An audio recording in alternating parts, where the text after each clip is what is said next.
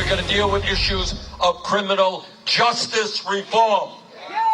All right, and that means we're going to end the absurdity of the United States having more people in jail today than any other country on earth.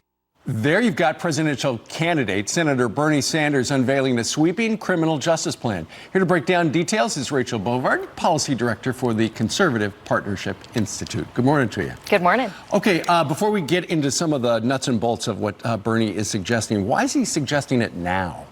Well, he's about to do a sweep through South Carolina, where the large voting demographic of Democrats is African American, and this is the group most disproportionately impacted by mass incarceration. All right, so let's take a look at some of the points of Bernie's criminal justice plan. End mandatory sentencing minimums and the three strikes law, abolish the death penalty, legalize pot, end solitary confinement, legalize safe injection sites, and guarantee living wages. All right, let's start with abolish the death penalty.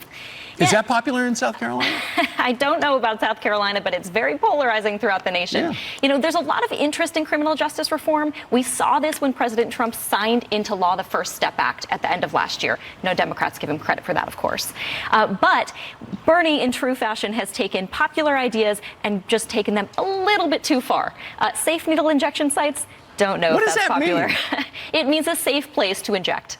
You can go return your needles. So if you are using IV drugs, correct, you go to this place, and what do? They give you clean syringes, or they actually shoot you up? And they will be there in case you overdose, is the theory behind safe needle injection sites. And that's a good idea? According to Bernie Sanders, it is. Because it would keep people from spreading disease, I would imagine. Correct, and it keeps them safe, I guess, when they overdose. All right, meanwhile, Andrew Yang, who we saw dancing a little bit ago, he has got this proposal. Listen to this.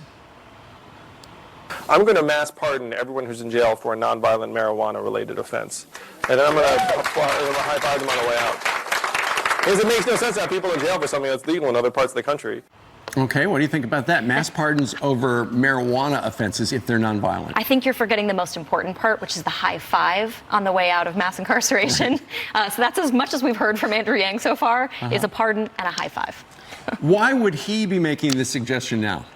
You know, he's kind of fighting for relevance right now. And again, he's going in for the pot-smoking demographic, I think it was what we refer to it, nonviolent drug offenses. This polls well in parts of the Democratic Party, and Andrew Yang is pushing for that vote. Okay. Meanwhile, I was just out in Orange County, California. It turns out that has been a red district for a very long time, and now for the first time in Orange County, California, which includes Newport Beach, Democrats outnumber Republicans, and just by about 900, a little less than that. What do you make of that? Well, you can't take anything for granted if you're a Republican. You always have to fight for those votes regardless of where they are. But I would say census data tells us people are fleeing California, Republicans in particular. Right. Between 2016 and 2017, the state lost 100,000 people.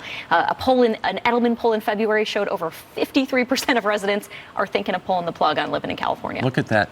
Rachel, what do you make of our lead story where we were talking about how it seemed like all the news over the weekend was, it sounds like we're on the verge of a recession, given the fact that it's been wild on Wall Street. We're in this trade tussle with China. What's going on? You know, uncertainty and markets respond to it, right? Yeah. But I think a lot of this is narrative. You push us in one direction, confidence goes that way as well. All the other indicators say we're doing great. President Trump has put us in a good spot.